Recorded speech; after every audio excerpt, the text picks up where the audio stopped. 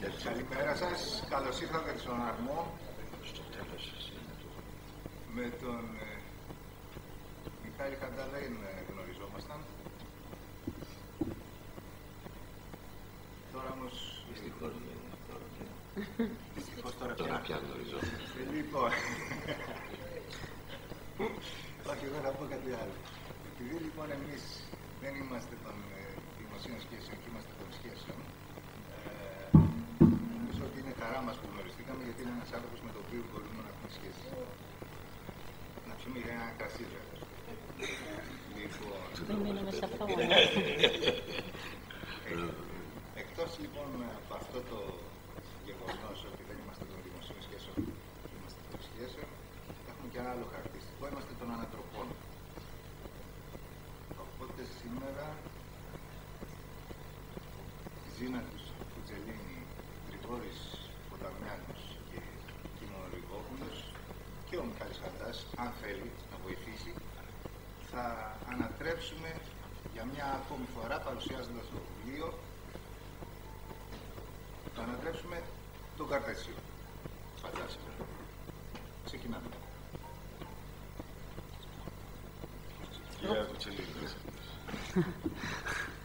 Γεια σας. Είμαι ανάμεσα σε σοβαρούς ανθρώπους. Θα προσπαθήσω να έχω και εγώ μια θέση. Σαν κυρία οφείλω να το πω. Με τον Μιχάλη λοιπόν συναντηθήκαμε πριν από μια 12ετία περίπου, δεν έχουν σημασία τα χρόνια, στην τηλεόραση. Εκεί που ο παλμός της δεν σου επιτρέπει να δεις πέρα από τη μύτη σου. Ο Μιχάλης, κάθε φορά που τον συναντούσα, είχε πάντα μια ηρεμία στο βλέμμα του, την οποία τη μετέδιδε και στους γύρω του. Σύντομα όλη η ομάδα της τότε εκπομπής γίναμε παρέα και φροντίζαμε να κλέβουμε τις γνώσεις του. Πάντα είχαμε κάτι να του πούμε. Του ζητούσαμε συνέχεια συμβουλές για ό,τι μας συνέβαινε. Εκείνος μας κοιτούσε χαμογελαστά και ήξερε πως όλα ήταν στον τρόπο που σκεφτόμασταν. Οι πεποιθήσεις μας για πολλά θέματα ήταν συγκεκριμένες. Εγώ είχα μέχρι τότε μια διαδρομή 5 ετούς προσωπικής ψυχανάλυσης. Όσα έλεγε στην εκπομπή της οποίας ήμουν αρχισυντάκτρια, αλλά και όσα λέγαμε στο καφέ του καναλιού, όλοι τα ρουφούσαμε σαν σφουγγάρια. Κάποιες ατάκες του είχε καταλάβει πως τις κλέβαμε και τις λέγαμε και σε άσχετες στιγμές. Κόλλαγαν, δεν κόλλαγαν, εμείς τα λέγαμε. Τα είχαμε στο μυαλό μας και λέγαμε, έλα μωρέ φίλοι μου, μα δεν το λέει και ο Μιχάλης, άσχετη στιγμή. Είχαμε παίξει πολλές φορές τις συναντήσεις μας, αλήθεια ή θάρρος. Πολλές φορές μιλήσαμε μαζί του και μιλούσαμε ανοιχτά και για το σεξ. Ήταν το αγαπημένο μας θέμα. Ήμασταν πάντα μαθητές του. Κάποιες φορές κάναμε και τους ξερόλες και τότε ήταν που μας χαμογελούσε καταφατικά, τύπου ναι, ναι. Είχε πάντα έναν τρόπο να σου πει την αλήθεια, χωρίς να σε βυθίσει κι άλλο στον πάτο που ήδη μπορεί να ένιωθες. Οι γυναίκες που παρακολουθούσαν τις εκπομπές που συμμετείχε ήταν λίγο τσιμπημένες μαζί του. Είχε έναν τρόπο να απενεχοποιεί τη γυναίκα και τα κρυφά της θέλω. Είχε και μια διαδρομή μέχρι τότε στην τηλεόραση, πολλές εκπομπές. Διαβάζοντας το βιβλίο του, θυμήθηκα ακριβώς όλες εκείνες τις συναντήσεις μας που τίποτα δεν άφηνε να πέσει κάτω. Σκέπτομαι, μα δεν υπάρχω, ο τίτλος του βιβλίου του. Υπότιτλος, έτσι το λέμε στη δημοσιογραφία, πώς η λογική μπορεί να μας τρελάνει. Ο Μιχάλης εξηγεί τους λόγους που δεν θα έγραφε ένα βιβλίο για να πει στον εαυτό του πως το έκανε και αυτό. Άλλωστε, δεν είχε ποτέ ανάγκη από τέτοιες κολακίες. Ξέρει τις αντοχές και τις δυνάμεις του. Ξέρει πάντα γιατί θα κάνει κάτι. Γιατί θα τολμήσει να τα βάλει με τον εαυτό του. Ήθελε αυτό το βιβλίο να είναι κάτι ξεχωριστό.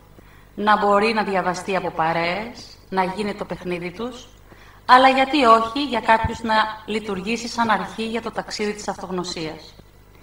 Το σκέπτομαι μα δεν υπάρχω θέλει να μας θυμίσει τι έχουμε καταφέρει μέχρι τώρα στη ζωή μας και όχι σε τι έχουμε αποτύχει. Να σταματήσουμε να δεχόμαστε επιθέσεις Αλτσχάιμερ και να γράφουμε σε ένα χαρτί τι έχουμε καταφέρει και όχι να μας πλημμυρίζει κατάθλιψη γιατί σε κάτι δεν ήμασταν επαρκείς. Δίνει συνεχώς εικόνες και παραδείγματα στα 29 κεφάλαια του βιβλίου του για το πώς σκέφτονται αρχικά οι ίδιοι πρωταγωνιστές και μετά οι γύρω τους. Αυτό που κάποιοι άνθρωποι έχουν κολλημένο στο μυαλό τους, για κάποιους άλλους είναι απλά η δική τους αλήθεια. Τα σκουπίδια του ενός είναι ο θησαυρός του άλλου.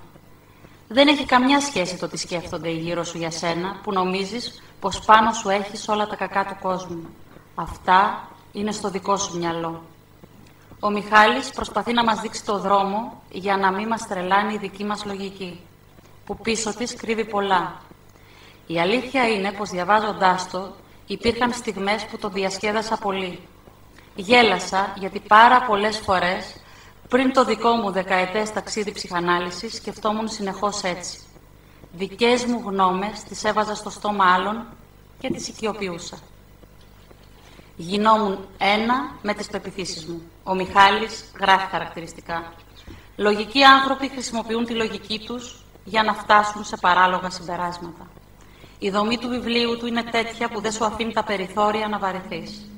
Παντού υπάρχουν παραδείγματα προσαρμοσμένα στην καθημερινότητα του καθένα μας. Στο τέλος σχεδόν κάθε κεφαλαίου υπάρχει μια επικεφαλίδα συμπέρασμα που κάνει το κείμενο μεστό και κατανοητό. Μην προσπαθείς από πριν να προβλέψεις το αποτέλεσμα. Χειρίσου το καθώς συμβαίνει. Προκύπτει σαν συμπέρασμα μέσα από ένα πρώτο διάλογο. Μετά έρχεται η επεξήγηση. Καθώς στην αρχή κάθε κεφαλαίου υπάρχει και κάτι που έχει γράψει ή έχει πει κάποιος φιλόσοφος, συγγραφέας, γενικότερα άνθρωπος του πνεύματος και είναι σε άμεση συνάρτηση με το κάθε κεφάλαιο και τα παραδείγματά του. Βάλτε στο μυαλό σας ότι έχετε και στο παρελθόν ανταπεξέλθει σε κάτι που φαινόταν δύσκολο και θα ανταπεξέλθετε και στο μέλλον. Προσπαθώ να αλλάξω τα πράγματα, τα οποία αποδεδειγμένα μπορώ να αλλάξω και αποδέχομαι αυτά που δεν αλλάζουν. Και εντωμεταξύ δουλεύω πολύ με τον εαυτό μου στη θεραπεία για να μπορώ να μάθω να βλέπω τη διαφορά. Κλείνοντας, θα ήθελα να πω κάτι που θα κρατήσω ως φυλακτό από αυτό το βιβλίο που το διάβασα ξεκούραστα, χωρίς εξυπνακίστικους λογισμούς που συνήθως κάνουν πολλές φορές οι άνθρωποι του πνεύματος. Με καθαρά νοήματα, καθημερινά και πολύ βαθιά. Θα κλείσω με το κόλπο του που για μένα είναι ο ύμνος του για τη ζωή. Μας προτρέπει να αγοράσουμε ένα 100σέλιδο βιβλίο, τετράδιο, κάθε βράδυ να κάνουμε τον απολογισμό της μέρας.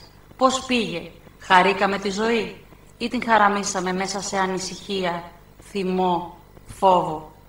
Αν ισχύει το τελευταίο, τότε μας προτρέπει να σκίσουμε ένα φύλλο από το τετράδιο και να το κάνουμε μπαλάκι. Να το βάλουμε παραδείγματος χάρη σε ένα σιρτάρι, σε ένα ντουλάπι ή σε ό,τι έχουμε καθορίσει για αυτό το σκοπό. Σε πολύ λίγο χρονικό διάστημα θα διαπιστώσουμε ότι τα μπαλάκια θα έχουν γεμίσει το χώρο που ορίσαμε. Οι μέρες που πραγματικά πετούσα με ευκολία είχαν πραγματικό όγκο. Θα εκπλαγούμε όταν δούμε ότι τα μπαλάκια σχημάτισαν ένα μικρό βουνό. Θα φανούν τότε ξεκάθαρα τα κομμάτια που πετούσαμε. Υποσχέθηκα στον εαυτό μου μετά από αυτό το βιβλίο να μην ξαναπετάξω άσκοπα τις μέρες μου. Να υπολογίσω στη δύναμη και τις αντοχές της ψυχής μου. Μιχάλη μου, ειλικρινά με ταξίδεψες ξανά, βαθιά στην ψυχή μου. Μου ξαναθύμισες πως δεν πρέπει να μαστιγώνουμε το είναι μας. Μας έδειξες το δρόμο. Εμείς πρέπει να ανάψουμε το φως. Καλοτάξτε.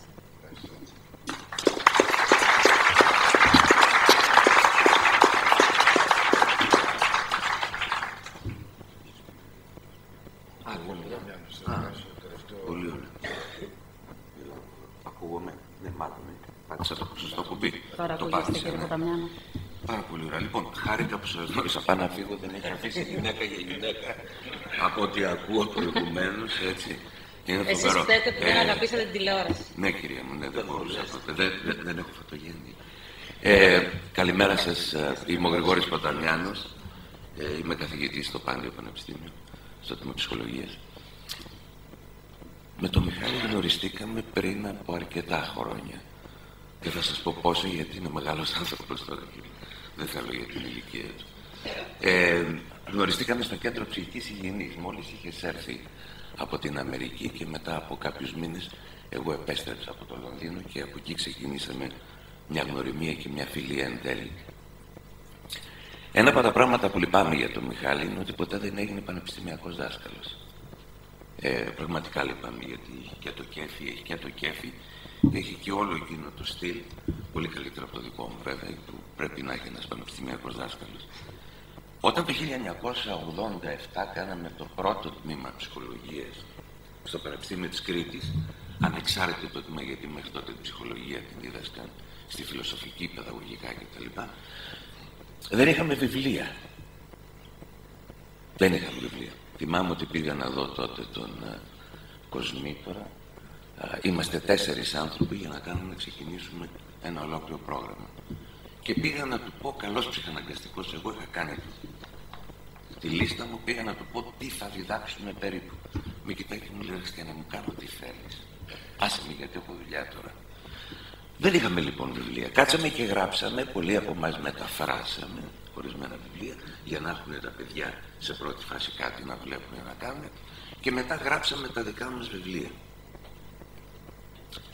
10 με 15 χρόνια αργότερα, διάφοροι συνάδελφοι που είχαν έρθει και από το εξωτερικό, αλλά είχαν τελειώσει και από εδώ, άρχισαν να γράφουν βιβλία συνταγές. Εάν θα κάνεις αυτό και ακολουθήσεις εκείνο, τότε τα πράγματα θα είναι μια χαρά. Όταν με πήρε τηλέφωνο και μου έλεγε κάτι κάνω, ναι. Όταν με πήρε τηλέφωνο λοιπόν και μου είπε, αδερφέ, θα παρουσιάσεις το βιβλίο κτλ. Λέω, βεβαίως θα παρουσιάσω το βιβλίο, να το δω, και αν μου αρέσει θα παρουσιάσω διαφορετικά κανένα λόγο. Τότε ανακαλύπτω, το διάβασα σε ένα πρωινό και ανακάλυψα ότι ο Μιχάλης γράφει ένα βιβλίο προβληματισμού. Δεν είναι συνταγή. Και αυτό ήταν το καλύτερο απ' όλα. Έτσι. Έχουμε δει στο παρελθόν βιβλία συνταγών τα οποία έχουν απογοητεύσει τον αναγνώστη. Δεν έκαναν ποτέ τίποτα και ποτέ δεν έλυσαν κανένα πρόβλημα. Προκαλεί τον αναγνώστη, νομίζω, να σκεφτεί την έννοια της αυτογνωσίας.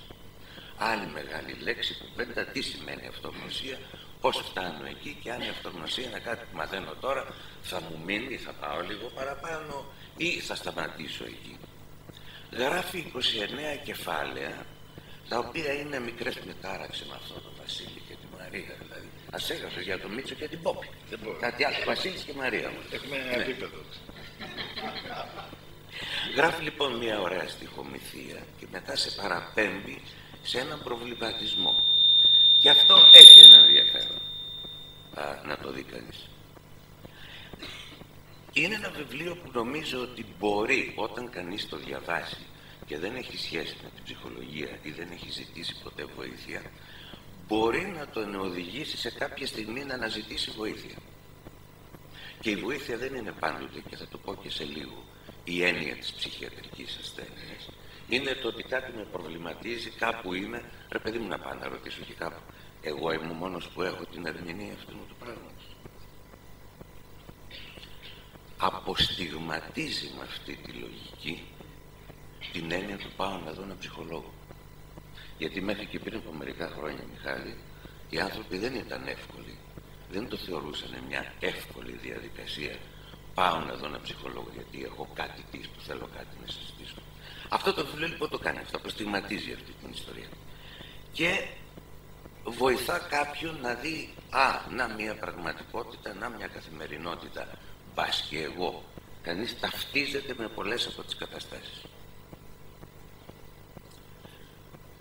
Έχοντας συνηθίσει να διαβάζω και να γράφω κι εγώ ίδιος επιστημονικά βιβλία, αυτό δεν είναι η καθαρή εικόνα ενός επιστημονικού βιβλίου, με την έννοια ότι υπάρχει μια βιβλιογραφία, αναφέρεσαι στον τάδε, πριν από 10-20 χρόνια βρήκαμε αυτό, μετά κάνουμε έρευνα, κάνουμε εκείνο.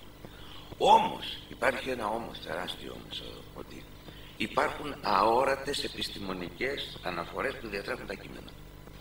Δηλαδή, αν είσαι επαγγελματίας σε αυτή τη δουλειά, μπορείς να το δεις πίσω από τις γραμμές. Θα αναφερθώ σε κάποια παραδείγματα παρακάτω για να μπορώ να το εμπεδώσω.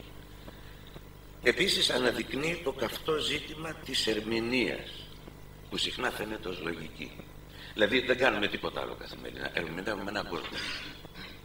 Φτιάχνουμε μία πραγματικότητα. Δεν υπάρχει μία πραγματικότητα, υπάρχουν πολλές πραγματικότητες.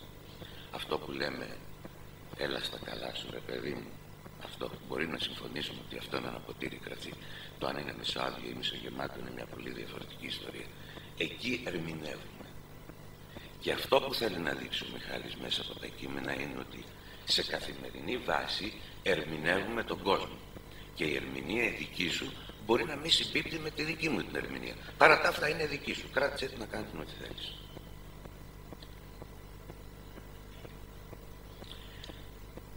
Πολλές φορές, Μιχάλη, στο πανεπιστήμιο διαβάζουν τα παιδιά, έρχονται και λένε, κύριε καθηγητά, λέει, η έρευνα, η τάδε έρευνα απέδειξε.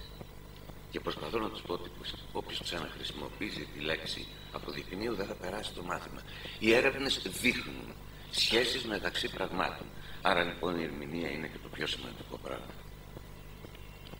Όταν έφτασε στη σελίδα 28, έχεις με μεγάλα γράμματα μία σειρά που λέει αντίληψη, σκέψη, συναίσθημα, πράξη, συμπεριφορά. Αυτό περικλεί σχεδόν όλη την θεωρία της ψυχολογίας, από την εξελικτική μέχρι την κοινωνική και την κλινική, χωρίς να αποκλείει τις νευροεπιστήμες και τη θεωρία των συστημάτων. Γιατί το λέω αυτό? Γιατί ο τρόπος που κανείς αντιλαμβάνεται, και το λες κάποια στιγμή, το εξηγείς, αντιλαμβανόμαστε ποικιλοτρόπως. Βλέπουμε, ακούμε και έχουμε και έναν εγκέφαλο που είναι ένα πολύ περίεργο όργανο, το οποίο προσπαθούμε ακόμα να καταλάβουμε. Προσπαθούμε να δούμε αν λειτουργεί με αυτόν τον τρόπο, μοιάζει με ένα κομπιούτερ ή είναι κάτι διαφορετικό. Όσες προσπάθειες και να έχουν γίνει από τη δεκαετία του 70 που παρακολουθώ την εξέλιξη, δεν έχουμε κατασταλάξει. Αλλάζουν τα παραδείγματα για το πώς κανείς μπορεί να κατανοήσει τον εγκέφαλο. Είναι πραγματικά ένα περίεργο όργανο. Και εκεί γίνεται όλη η διεργασία. Αλλά πρέπει να καταλάβουμε γιατί οι διεργασίες είναι ταυτόχρονες. Θα αναφερθώ σε μερικά από τα μικρά κεφάλαια, αν δεν σας τρώω το χρόνο. Το μέλλον. Η έννοια του ελέγχου είναι πάρα πολύ σημαντικό. Δεν υπάρχει κανένας άνθρωπος που να έχω δει να έρθει να με δει με το πρόβλημα της διαταραχής πανικού που να μην είναι ψυχαναγκαστικός, που να μην έχει την αίσθηση ότι εγώ πρέπει να ελέγχω τα πράγματα. Έτσι και ξεφύγω από το πρόγραμμα και τον έλεγχο. Συμφωνείτε? Σας είδα να συμφωνείτε. Έτσι και ξεφύγω από τον έλεγχο, τότε κάτι μπορεί να συμβεί. Άρα λοιπόν είναι πάρα πολύ σημαντικό. Όπως επίσης αναδεικνύεις πάρα πολύ ωραία την έννοια της αβεβαιότητας. Αυτό που περνάμε τώρα δεν είναι τόσο πολύ, είναι βέβαια και είναι και οικονομική κρίση και είναι και πολιτισμική κτλ. Αλλά είναι η αβεβαιότητα. Είμαστε αβέβαιοι για το τι πρόκειται να γίνει. Και μάλιστα σε ένα άρθρο που είχα κάνει για το Βήμα πριν από 2-3 μήνες, οι Έλληνες έχουμε τεράστια ανάγκη για βεβαιότητα. Γι' αυτό 80-90% έχουμε όλα τα δικά μας σπίτια. Είμαστε όλοι ιδιοκτήτες, έτσι, φοβερό είναι. Οι τράπεζες είναι ιδιοκτήτες, αλλά... Ναι, αλλά εμείς νομίζουμε, ναι, δεν έχει σημασία. Ναι. Έτσι πρέπει. Μετά πάμε σε μια άλλη ιστορία, ένα άλλο μικρό κεφάλαιο που λέγεται το διάβασμα του μυαλού. Εκείνη που αναδεικνύεται η απάτη της λαϊκίστικης ψυχολογίας. Είναι εκεί που μπλέκει καμιά φορά ο κόσμος. Υπάρχουν νοήματα και σχήματα μέσα στο κεφάλι και ο κόσμος αντιλαμβάνεται την ψυχολογία με διάφορους τρόπους. Η ψυχολογία είναι ένα πολύ συγκεκριμένο αντικείμενο το οποίο απαιτεί να κάνεις έρευνες, απαιτεί να έχεις συγκεκριμένη μεθοδολογία, θέλει μαθηματικά, θέλει πολλά τέτοια πράγματα. Όμως εκεί έξω, και πολλές φορές λυπάμαι που το λέω αλλά και στην τηλεόραση, βγαίνουν διάφοροι που την παρουσιάζουν από τις, σαν να είσαι καφετζού ή χαρτορίχτρα ή κάτι άλλο. Άρα λοιπόν υπάρχει ένα λαϊκίστικο κομμάτι. Θυμάμαι καμιά φορά στους πρωτοετής φοιτητές που τους έβαζα, μπαίνανε μέσα φουκαράδες και τους καλωσορίσατε στο πανεπιστήμιο και τα λοιπά. Βγάλετε ένα κομμάτι χαρτί. Σου λέει, ακόμα δεν ήρθαμε να κάνουμε διαγώνες, με έχει τρελαθεί ο άνθρωπος. Και τους έλεγα, γράψτε μου 2 πράγματα, χωρίς να γράψετε το όνομά σας. Τι είναι η ψυχολογία, τι νομίζετε ότι είναι η ψυχολογία και γιατί θέλετε να κάνετε ψυχολογία. Τα παιδιά απλώς ανταποκρινόντουσαν σε αυτό που υπήρχε σε μια λαϊκίστικη άποψη για το τι είναι η ψυχολογία. Και βέβαια όλοι θέλουν να βοηθήσουν τον κόσμο, να γίνουν Φρόιντ, να αφήσουν μουσική κτλ. Και να σε βάλουν μετά στον καναπέ. Με την φοβερή εξαίρεση κάποτε μιας φοιτήτριας, η οποία έγραψε το θεϊκό. Εγώ στα 16 με ερωτεύτηκα και από τότε ήθελα να γίνω ψυχολόγο. Πάρα πολύ ωραίο. Μου άρεσε πάρα πολύ αυτό. Ναι. Έχεις ένα κεφάλαιο που είναι μπορώ να αλλάξω τον άλλον. Ένα τεράστιο ερώτημα. Αν τον αλλάξω τον Μίτσο και γίνει διαφορετικός και τον εφέρω στα δικά μου τα νερά, είμαστε μια χαρά. Εγώ πολλές φορές λέω, και νομίζω και ο Μιχάλης θα συμφωνήσει, δεν είναι τι μας κάνουν οι άλλοι αδέρφια, είναι τι επιτρέπουμε να μας κάνουν. Και όταν επιτρέπουν να μας κάνουν πράγματα, σταματήστε να παραπονείστε και να γκρινιάζετε, κάντε κάτι γι' αυτό, πηγαίνετε το χαντά. Αυτομαστίγωμα. Πόσες φορές αποδεχόμαστε τον εαυτό μας, Μιχάλη? Είναι ένα από τα προβλήματα τα οποία βλέπει κανείς στην κλινική πρακτική. Δεν είναι πάρα πολύ εύκολο. Φανταστείτε τώρα ο Χαντάς να θέλει να γίνει μπαλαρίνα. Δεν υπάρχει περίπτωση. Πρέπει να αποδεχτεί ότι έχει βάλει μερικά κιλά, είναι μια αλφας ηλικία. Δεν μπορεί. Δηλαδή να έχει φαντασίωση. Εσείς το οποίο δεν το βλέπετε, κάτι βλέπετε. Μπαλαρίνος όμως. Εγώ νομίζω ότι είναι γεννημένος. Είναι γεννημένος. Τα καλύτερα. Ναι, σε παρακαλώ. Σε αυτό δεν ξέρω αν ακούγομαι ή όχι, δεν μου πειράζει. Υπάρχει η φράση από ένα τραγούδι. Ναι. Και εγώ τραγούδια τα χρησιμοποιώ πλέον στα σεμινάρια. Τη μουσική δηλαδή, γιατί πιστεύω μέσα από τη μουσική και το θέατρο κανείς αγγίζει περισσότερο και καλύτερα τον ψυχισμό του παρά μόνο από την διανοητικοποίηση των ενιών. Το Rolling Stones, που είχα τη μεγάλη μου χαρά να τους δω πριν από 5 μέρες, που λέει δεν μπορείς πάντα να πάρεις αυτό που θέλεις, μπορείς να πάρεις αυτό που έχεις ανάγκη, άμα ψάξεις όμως. Έτσι, εγώ δεν θα γίνω μπαλαρίνα, αλλά είναι ένα πολύ ωραίος μπαλαρίνος. Ναι, Μιχάλη. Και το μπαλαρίνα ξέρεις, μου ξέφυγε, ναι, δεν ήταν εκεί. Ήθελα να σε πειράξω λίγο. Μετά μιλάς για τη βεβαιότητα. Ήταν ένα άλλο κομμάτι που μιλάει για τη βεβαιότητα. Και μου θύμισε πάρα πολύ ένα πολύ ωραίο ανέκδοτο, μάλλον μια ωραία ιστορία. Δεκαετία του 40 υπήρχε ένας καταπληκτικός Έλληνας μαθηματικός στη Γερμανία. Είχε μία φήμη τότε που έλεγε ότι ένας κομίτης πρόκειται να έρθει και να πέσει πάνω στη γη. Βγαίνει αυτό λοιπόν τότε στο ραδιόφωνο, δεν ξέρω πού, σε εφημερίδες, και λέει: παιδιά, ιδίες, τίποτα από όλα αυτά δεν πρόκειται να συμβούν. Πέρασαν 5 μέρες, ο κομίτης δεν ήρθε, πήγανε και το ίδιο, λέει: κάτσε ρε φίλε, όλοι οι άλλοι μαθηματικοί συνεργάτες σου, δηλαδή καθηγητές πανεπιστημίου, λέγανε: μα μου, εσύ λέει πώς θα τόσο βέβαιος? Λέει: άμα είχε πέσει ο κομίτης, θα είμαστε εδώ να τα λέμε τώρα. Λοιπόν, είναι μια περίεργη αίσθηση η βεβαιότητα και το πώς κανείς. Αλλά είναι και ένα άλλο πράγμα. Καμιά φορά σκέφτομαι, Μιχάλη, που λέμε αύριο, λέει, το πρωί 11 η ώρα να βρεθούμε να πιούμε καφέ. Και λέω πολλές φορές, αντί να πούμε το σωστό, οι πιθανότητες να βρεθούμε αύριο μάλλον είναι πολλές, αλλά τίποτα δεν μας λέει ότι θα βρεθούμε στις 11 η ώρα. Έτσι. Ένα άλλο σημαντικό κομμάτι είναι η οπτική γωνία που βλέπει κανείς τα πράγματα. Πάλι ένα μικρό παράδειγμα μου τρέχει να λέω μικρές ιστορίες. Ναι, ευχαριστώ πάρα πολύ. Χαρά στο, ξέρω, χαρά στο. Είμαι στο δεύτερο έτος του Πανεπιστημίου και είμαστε μια μικρή τάξη, καμιά δεκαριά άνθρωποι. Σε κάποια στιγμή ανοίγει η πόρτα, χτυπάει, μπαίνει ένας φοιτητής απ' έξω και λέει στον καθηγητή: με συγχωρείτε, έχω ξεχάσει την τσάντα μου. Μπορώ να την πάρω? Μπαίνει μέσα, αρχίζει να κοπανάει θρανία, κάνει ρεύμα. Ο καθηγητής του λέει: ρε Χριστιανέ, που μας διακόπτεις το μάθημα τώρα, κάνεις μια ολόκληρη ιστορία, άντε παράτα μας ήσυχος.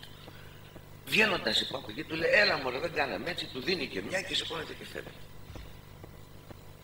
Δεν είπαμε τίποτα, συνέχισε το μάθημα. 1 ώρα αργότερα λέει: κυρίες και κύριοι, βγάλτε ένα χαρτάκι, γράψτε μου σας παρακαλώ ποιος ήταν αυτός ο κύριος και περιγράψτε τον. Είμαστε 15 άνθρωποι και είχαμε 15 διαφορετικές οπτικές γωνίες. Έτσι.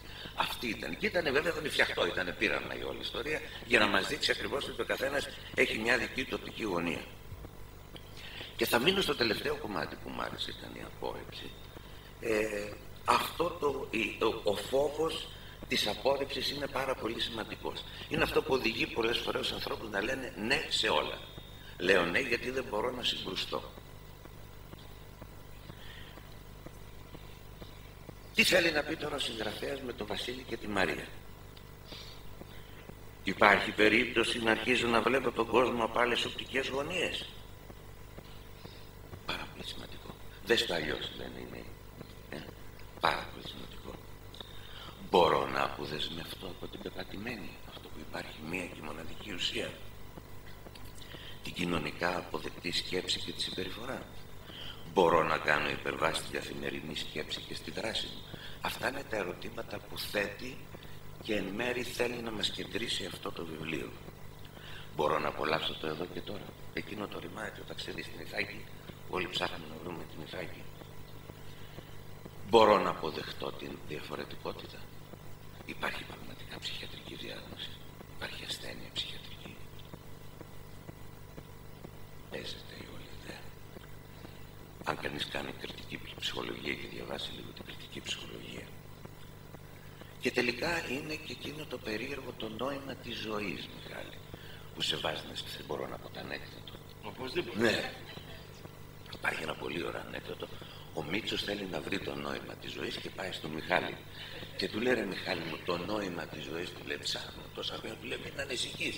Υπάρχει ένας γκουρού στο Θιβέτ εκεί πάνω, που πας και τον λέει, πώς θα πάω? Να του λέει, θα πουλήσει το διαμέρισμά σου, θα μπει σε ένα βαπόρι τότε και θα πας. Πράγματι λοιπόν ο άνθρωπος το κάνει, για να είμαι πολύ σύντομος, φτάνει στο Θιβέτ, αρχίζει να ανεβαίνει τα βουνά πάνω. Πάει, περνάει λαγκάδια, περνάει κάπου σε εκείνο και τ' άλλο, ανεβαίνει, φτάνει σε κάποια στιγμή σε ένα ύψωμα εκεί και βλέπει ένα τύπο να πάρει έτσι. Πώς κάθεται αυτή, με τις ώρες. Μάστερ του φωνάζει, δάσκαλο εκεί, προφέσορ αυτό. Σε κάποια στιγμή ξυπνάει ο τύπος. Του λέει, τι θες παιδί μου? Λέει, ξέρετε, είμαι ο Μίτσος από την Ελλάδα και ήρθα για να βρω το νόημα της ζωής. Θα μου πείτε ποιο είναι το νόημα της ζωής? Τον κοιτάει αυτός πολύ ωραία και λέει, το νόημα της ζωής, το ποταμάκι. Τρελαίνεται το άλλο. Δάσκαλε, του λέει, από την Ελλάδα το ποταμάκι. Και γυρνάει ο δάσκαλος. Α, δεν είναι.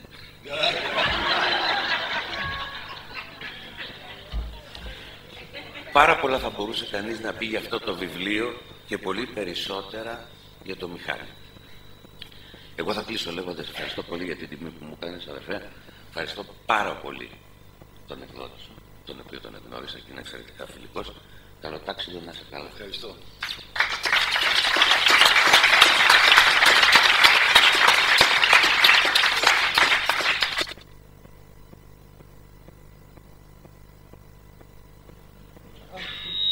Τώρα εντυπωσιάστηκα από ένα νούμερο που παραθέτει στο βιβλίο του Μιχάλης, 100 δισεκατομμύρια νευρώνες. Κάποιοι από αυτούς είναι πολύ χρήσιμοι, Μιχάλη. Ας πούμε, μπορεί να ανατρέξω στη δεκαετία του 60 και να σου θυμίσω την ενδεκάδα του Ολυμπιακού του Μπούκοβι. Φρονιμίδης, Γκαετατζής, Παυλίδης, Ζαντέρογλου, Πολυχρονίου, Αγανιάν, Παύλος Βασιλείου, Γιώργος Σιδέρης, Γιούτσος, Αριστίδης, Μποτίνος. Ενός λεπτού σιγή, όχι. Από την Κύπρο. Σιγά ρε Μιχάλη. Ο Μιχάλης είναι ένας φίλος μου πολύ αγαπημένος. Σκέφτεται και κυρίως συσκέπτεται, επομένως υπάρχει, αισθάνεται και κυρίως συναισθάνεται, γι' αυτό και είναι φίλος μου. Ακραία αντιφατικός για όποιον δεν καταλαβαίνει, συνεπής μέχρι κεραίας για όποιον προσπαθήσει να τον διαβάσει. Κανένα μυστήριο, καμιά σπουδαιοφάνεια, καμιά προσποίηση και τίποτα περί διαγραμμάτου. Έτσι και το βιβλίο του. Απλό, χρηστικό, αγαπησιάτικο. Θα απομονώσω από το βιβλίο του Μιχάλη μόνο 2 φράσεις που σχεδόν εξαντλούν τη σκηνική λειτουργία του ηθοποιού. Μην προσπαθείς από πριν να προβλέψεις το αποτέλεσμα, χειρίσου το καθώς συμβαίνει. Βασίλη, τι γίνεται, όλα καλά? Ας τα λέμε, εσύ πώς θα πας, καιρό έχουμε να τα πούμε. Πολύ χαιροπετάκι, σε υπερθύμισα άλλες, θα σου δώσω μια φυλακή. Η Ελένη τι κάνει, πώς τα πάτε? Καλά, καλά είμαστε. Εσύ πώς είσαι? Είσαι με κανένα τώρα? Στο ρεμπίλ κάτι πάει να γίνει, αλλά ξέρω. Τι έγινε, παίζει κάποιος? Όχι απλά παίζει, είμαστε 10 μέρες τώρα μαζί, αλλά... Μα τι αλλά ρε μερούλα, συμβαίνει, τι συμβαίνει? Τώρα τι να σου πω, τι έχεις Γιάννη και τα πάντα. Δηλαδή? Δηλαδή το ξέρω ρε παιδί μου, και αυτή η προσπάθεια δεν θα έχει μέλλον. Πώς το ξέρεις, έγινε κάτι? Τι να σου πω, δεν έγινε τίποτα, ίσα που με παίρνει τηλέφωνο κάθε μέρα, αλλά το ξέρω γρήγορα θα σβήσει και αυτή η φλόγα. Μάλιστα. Να σου πω, λέω να το τελειώσω πρώτη για να μην το υποστώ. Κατάλαβες τώρα? Μην προσπαθείς, Μερούλα μου. Από πριν να προβλέψεις το αποτέλεσμα, χειρίζεις το καθώς συμβαίνει, κοπέλα μου, και εξηγούμε. Ο ηθοποιός οφείλει όχι μόνο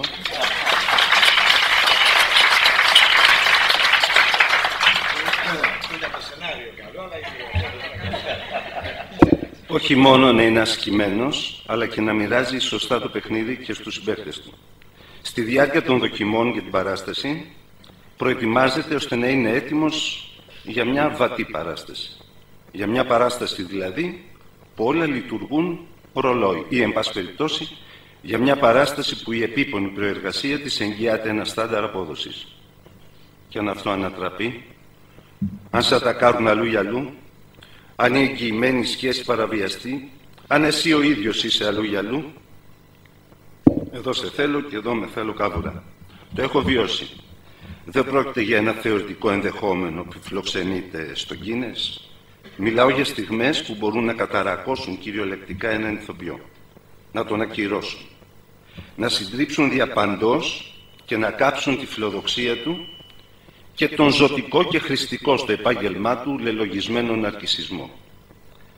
Επειδή μια μέτρια παράσταση είναι πάντα χειρότερη από μια κακή παράσταση, ο ηθοποιός οφείλει να διακινδυνεύει, τζογάρι, για να φτάσει σε ύψη πέρα από τα εσκαμμένα, με τον κίνδυνο να φάει τα μούτρα του πάντα να ελοχεύει. Αν σε αυτή την προσπάθειά του δεν έχει κατά νου το μην προσπαθείς να προβλέψεις το αποτέλεσμα, χειρίσου το καθώς συμβαίνει, είναι χαμένος από χέρι. Εδώ έχουμε να κάνουμε με ένα ομαδικό παιχνίδι. Θα δώσεις, θα πάρεις. Και αν η πάσα του συμπαίκτη σου έχει πολλά φάλτσα, εσύ είσαι υποχρεωμένος να του τη γυρίσεις και πάλι υποδειγματικά. Όχι με την έπαρση του νικητή σε ένα διαπροσωπικό παιχνίδι, αλλά με την ταπεινότητα του ανθρώπου που κατανοεί πως όλα είναι στο πρόγραμμα, ακόμα και τα εκτός προγράμματος. Με τη γνώση και την πίστη ότι όλοι μαζί ακροβατούμε σε αυτό το τεντωμένο σκηνή. Και πως όταν ζαλιστούμε, ίσως αρκεί ένα βλέμμα του άλλου για να μας ισορροπήσει. Έχεις εξαφανιστεί, παιδί μου. Ξέρεις πόσο καιρό έχω να σε δω? Εντάξει, μωρέ, τώρα τι να σου λέω. Τι να μου λες? Να μου πεις γιατί δεν με έχεις πάρει ένα τηλέφωνο τόσο καιρό. Γιατί δεν σηκώνεις το τηλέφωνο. Γιατί η μόνη επικοινωνία που έχουμε εδώ και 7 μέρες είναι το μήνυμά σου στο τηλεφωνητή. Όλα καλά, θα τα πούμε. Α, εντάξει, καλά. Καλά. Τι καλά και ξεκαλά, ρε Βασίλη. Είμαστε ή δεν είμαστε φίλοι? Ναι, ρε Μαρία, αυτό είναι σίγουρο. 10 χρόνια φιλαράκια, 10 χρόνια. Εντάξει. Οπότε έτσι κάνουν οι φίλοι. Τι να σου λέω τώρα. Sorry, έχεις τα δίκαια σου κι εσύ, αλλά. Δεν έχει αλλά. Δεν έχει αλλά. Πες μου, παιδί μου, τι τρέχει, τι συμβαίνει. Τίποτα, ρε Μαρία, τίποτα σοβαρό. Δηλαδή, άστο να. Άστο. Κάτσε, ρε φίλη. Δεν συμβαίνει τίποτα σοβαρό και εσύ συμπεριφέρεσαι σαν να έχει τη τέλεια του κόσμου. Δεν δουλεύεις. Ρε Φλενάδα, οκ, έχεις δίκιο, κάτι τρέχει, κάτι σημαντικό για μένα, αλλά τι σημασία, τι νόημα έχει να στο φορτώσω πάνω σου. Καταρχήν δεν νομίζω ότι θα μου φορτώσεις τίποτα. Και από την άλλη, οι φίλοι γι' αυτό δεν είναι. Για τα δύσκολα. Τι να σου πω τώρα, Ερμερή. Και να σου πω, δεν μπορείς να βοηθήσεις, οπότε γιατί να ψυχοπλακώσω και εσένα. Τι λέει? Ας πούμε, λέω, εγώ δεν το πιστεύω, ότι δεν μπορώ να βοηθήσω. Μπορεί όμως να σκεφτώ κάποιους άλλους που μπορούν να σε βοηθήσουν. Οπότε τι έχεις να χάσεις? Μπάβε, δεν το βλέπω. Κοίταξε, παιδί μου, καταλαβαίνω. Μπορεί για κάποιο λόγο να μην θέλεις ή να μου μιλήσεις, να μην θέλεις να το μοιραστείς μαζί μου. Αλλά αυτό το καταλαβαίνω, εντάξει. Γιατί δεν μιλάς σε κάποιον άλλον? Με ποιον, ρε Μαρία, τι μου λες τώρα? Ποιον? Με τον αδερφό σου. Ή με τη Σοφία του Γιάννη που πάντα λες ότι κόβει το μυαλό της. Ακόμη και με τη Ρίτα, την ξαδέρφη σου, πρέπει, για τρόπο την εκτιμάς.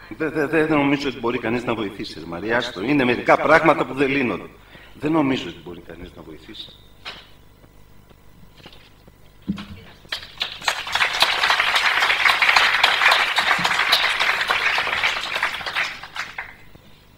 Αλλά δεν είμαστε άφιλοι. Πάντα κάποιος μπορεί να βοηθήσει.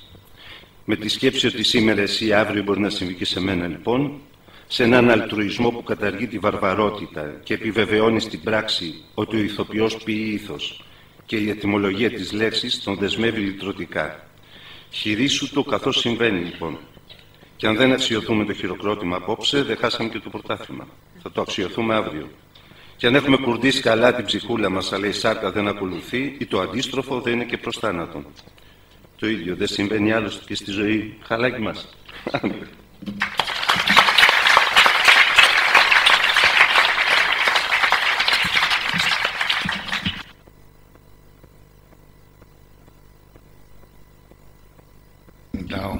Λοιπόν, ήρθε η στιγμή να πω και εγώ δύο πράγματα από όλα αυτά που άκουσα και θέλω στην αρχή να μιλήσω για αυτούς τους τρεις ανθρώπους που είναι εδώ αριστερά μου. Καταρχάς, στη τηλεόραση εμφανίστηκα σε κάποια εκπομπή πριν από 30 χρόνια. Στη διάρκεια αυτών των χρόνων γνώρισα πολλούς ανθρώπους, πάρα πολλούς. Δεκάδες, ίσως και εκατοντάδες, από σκηνοθέτες, παρουσιαστές, παρουσιάστριες, συντάκτες.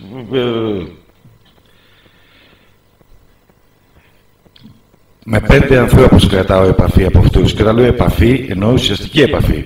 Μπορεί να μην βλέπουμε και πολύ συχνά, αλλά η ουσία είναι η μία. Ότι τους θεωρώ φίλους μου και είναι 5.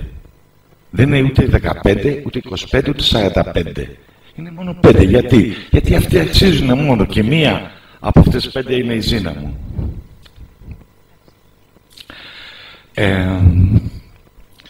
Είναι δύσκολο να έχεις ανθρώπινες σχέσεις μέσα στη λέλαπα του ανταγωνισμού, αυτό δηλαδή που διέπει την τηλεόραση. Και ένα πράγμα που εκτίμησα στη Ζήνα ήταν καταρχάς όταν ντόπρα.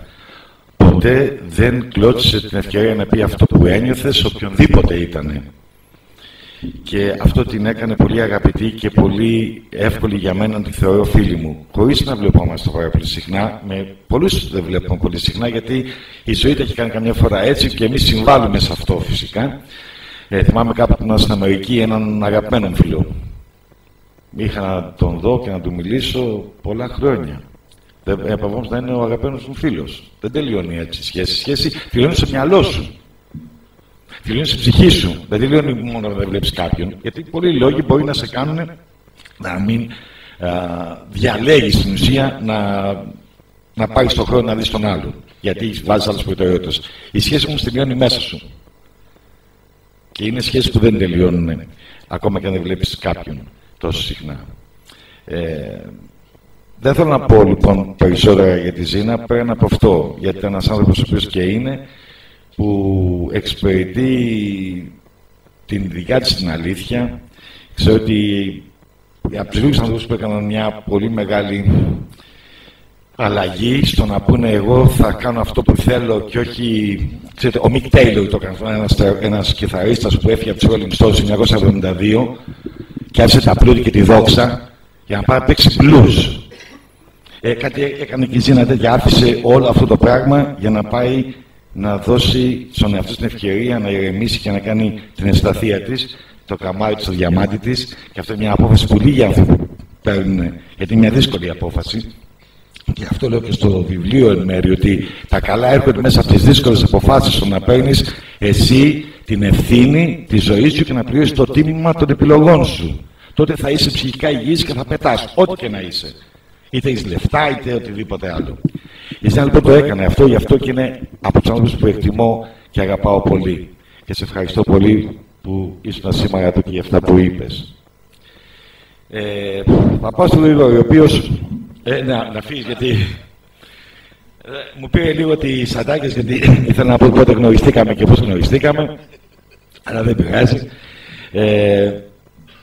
Όντως, ένα πράγμα που έχω με τον Γρηγόρη, τον φίλο μου, είναι ότι όταν βρισκόμαστε, μπορεί καμιά φορά να βρισκόμαστε και συχνά πάλι, γελάμε πάρα πολύ. Γιατί ο Γρηγόρης έχει χιούμορ και εγώ το χιούμορ το τρελαίνουμε στους ανθρώπους, αυτό είναι που μας βοηθάει να ζήσουμε καλύτερα και γελάμε ακατάπαυστα όμως, δηλαδή δεν μπορούμε ποτέ να πούμε δύο ατάκες σοβαρές, γιατί ο Γρηγόρης έχει ένα καλό. Είναι σοβαρός, αλλά δεν είναι σοβαροφανής. Γιατί άλλο σοβαροφάνεια και άλλο σοβαρότητα. Έχει κάποια άλλα πράγματα, εντάξει, δεν μπορώ να τα εκθέσω τώρα, τον αγαπώ πάρα πολύ.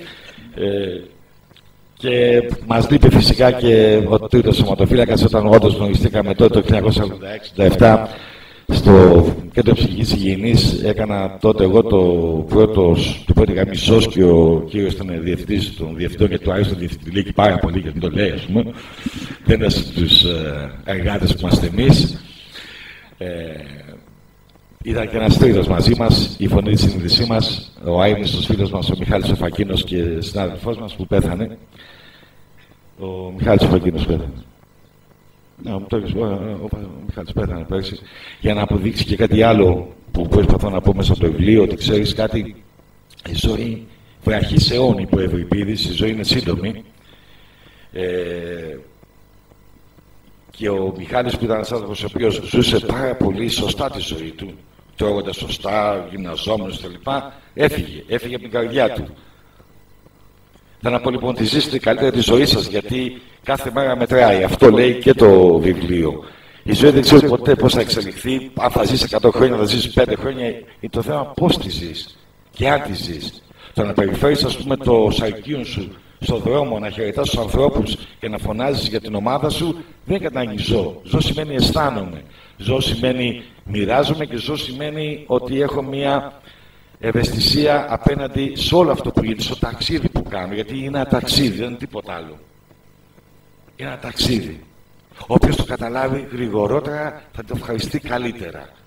Δεν υπάρχουν τα πρέπει, δεν υπάρχουν τα. Όχι γιατί δεν υπάρχουν κάποια που πρέπει να κάνουμε στη ζωή μας, αλλά δεν πρέπει να ζήσω εξυπηρετώντας μόνο τα πρέπει μου. Πρέπει να ζήσω. Αλλά για το βιβλίο θα πω σε ένα λεπτάκι ακόμα. Σε ευχαριστώ πολύ. Τώρα, τους δύο ανθρώπους εδώ, που καταρχάς θέλω να πω ότι έχουν στήσει μια πολύ ωραία παράσταση και ελπίζω να την βρείτε μέσα στα βιβλία να σας έχουν δώσει, και αν δεν την έχετε βρει,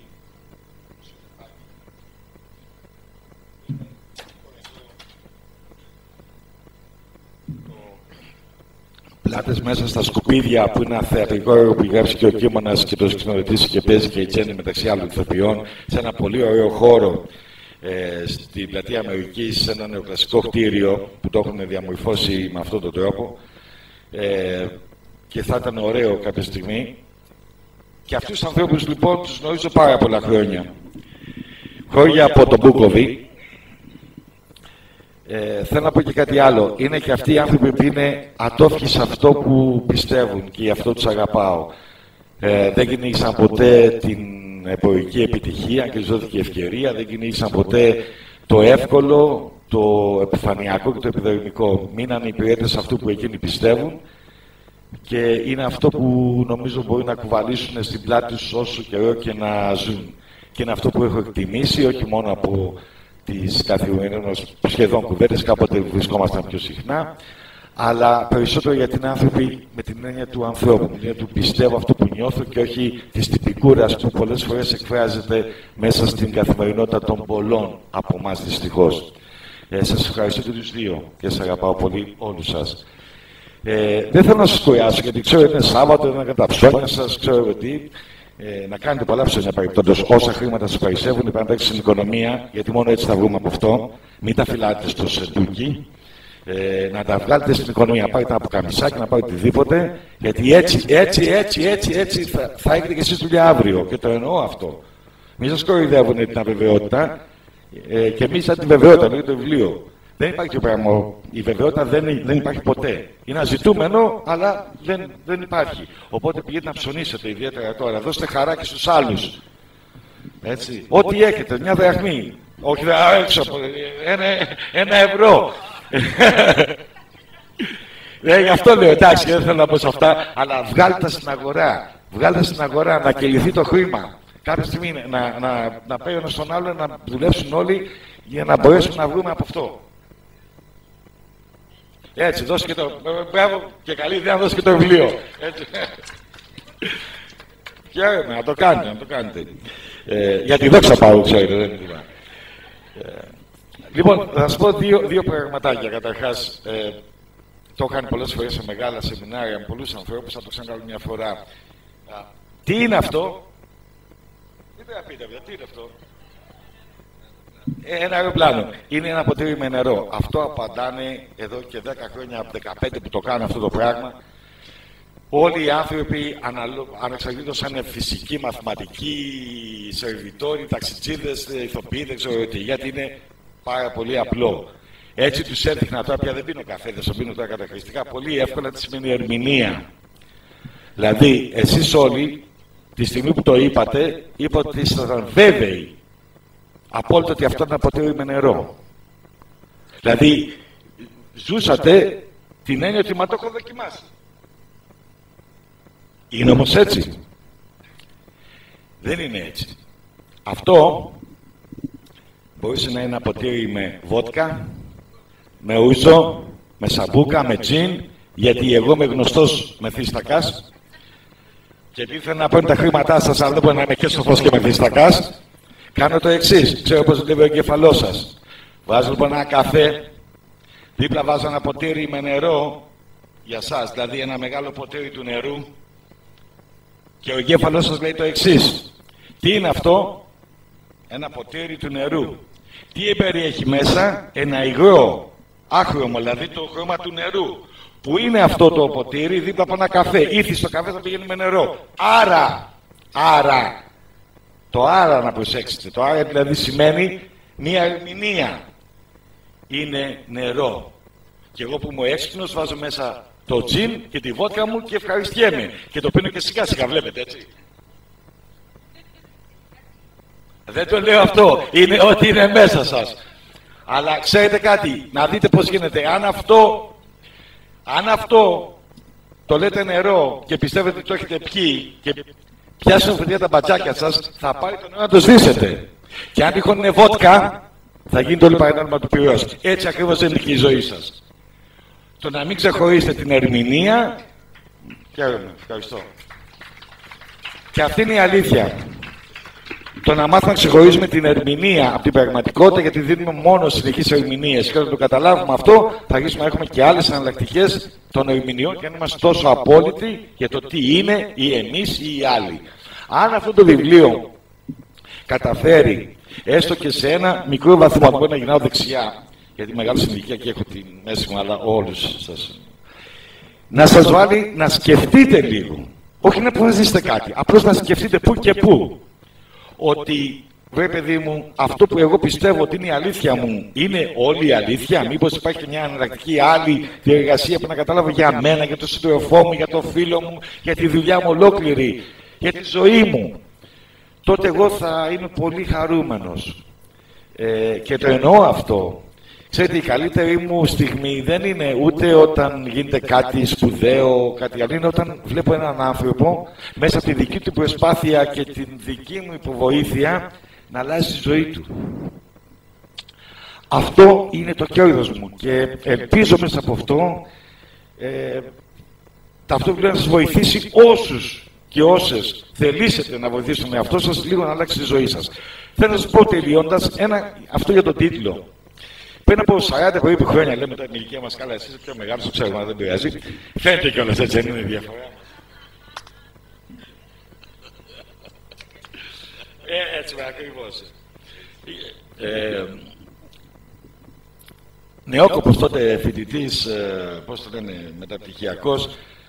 Ναι, τότε βέβαια.